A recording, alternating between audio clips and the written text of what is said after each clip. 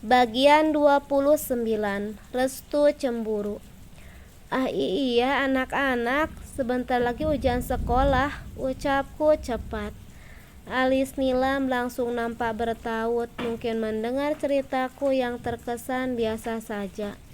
Bukankah memang sebentar lagi ujian semester, Mas? Tanyanya nampak heran.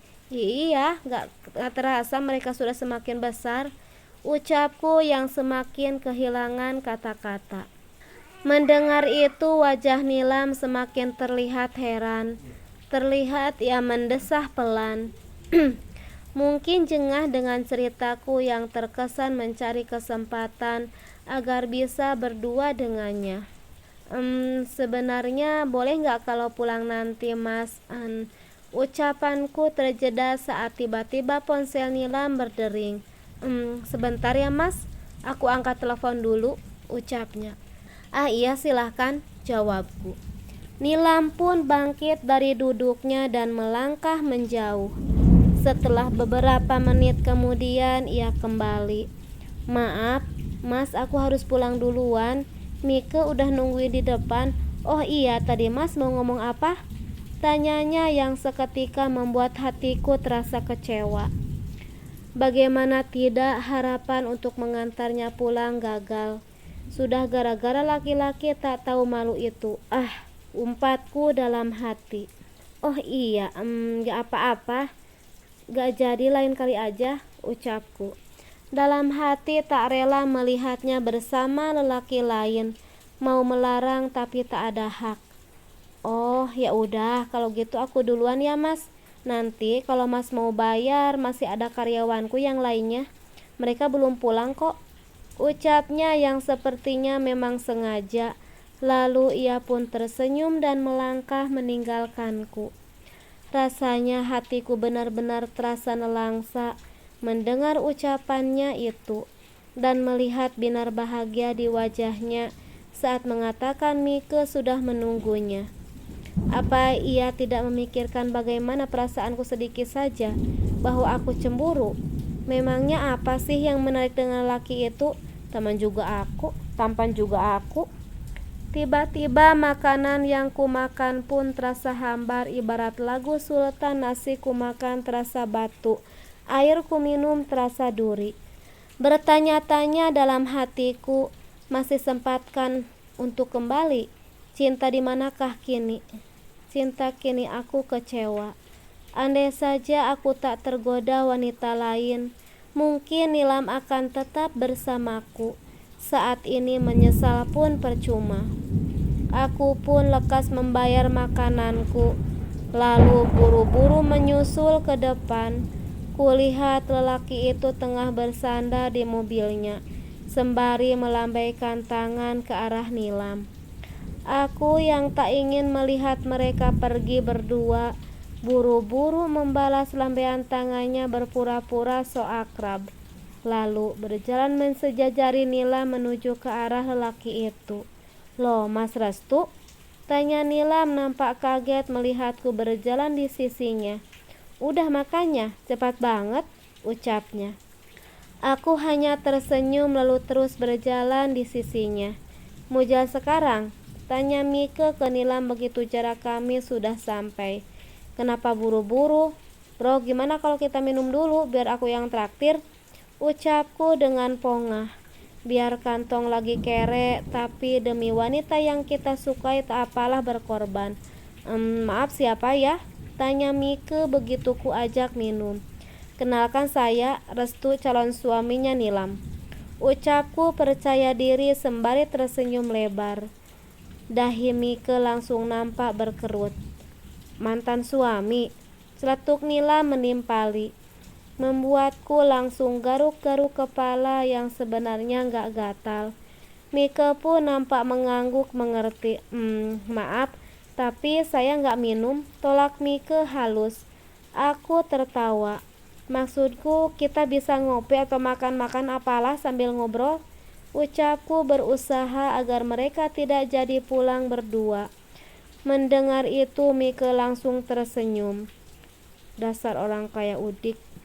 Istilah kayak gitu aja gak tahu. Umpatku dalam hati dengan kesal. Namun setelahnya aku pun segera tersenyum. Cepat aku pun memotong kalimat Mike. Ayolah, jarang-jarang, Nilam pastinya gak keberatan. Bukankah begitu, Nilam? Aku langsung melempar tanya ke Nilam. Kalau kalian mau minum-minum dulu silakan. Maaf, aku gak bisa ikut karena masih ada urusan. Tolak Nilam. Biar saja Nilam tidak ikut, asal lelaki itu tidak jadi mengantar Nilam. Itu sudah cukup untukku. Dalam hati aku bersorak senang. Ya udah, kalau Nilam gak bisa ikut, biar kita aja berdua, sahutku cepat. Terus kamu pulangnya naik apa? Tanya Mike ke Nilam. Karena memang sepertinya dia tidak membawa mobil. Iya, kenapa aku tak pakai begini?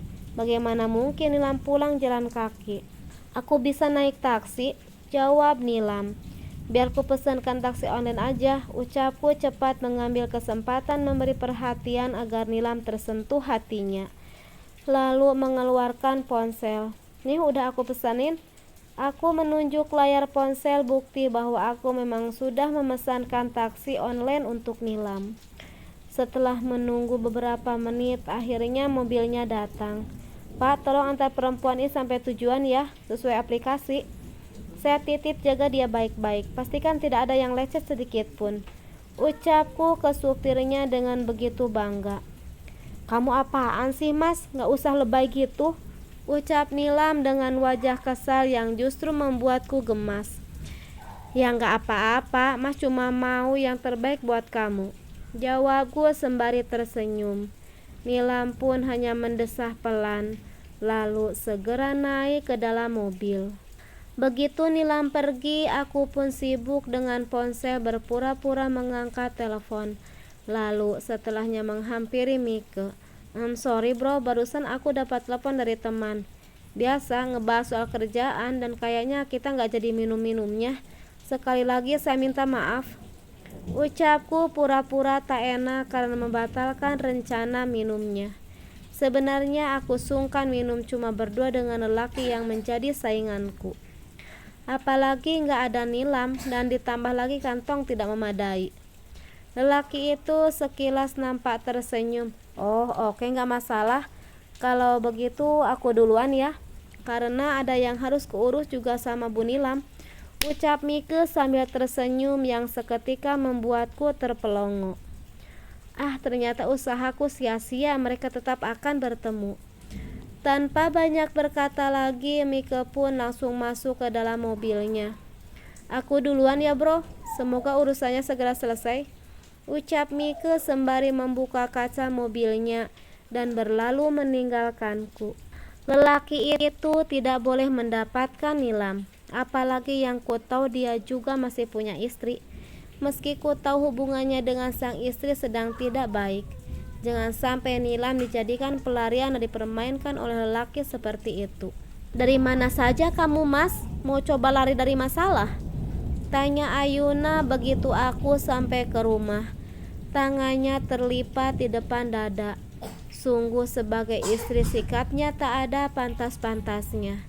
Suami baru pulang bukan ditanya baik-baik, dibuatin kopi kek, malah sudah bertanya seperti mengintimidasi. Waktu bersama Nilam dulu aku tak pernah diperlakukan seperti ini. Semarah apapun dia padaku, tapi Ayuna benar-benar berbanding balik, membuatku semakin menyesali kebodohanku. Lebih baik aku tidak memperdulikannya dan segera berlalu ke kamar mandi saja, daripada kepalaku semakin pusing dibuatnya. Mas, mau kemana? Aku lagi bicara sama kamu, sergah Ayuna tak terima.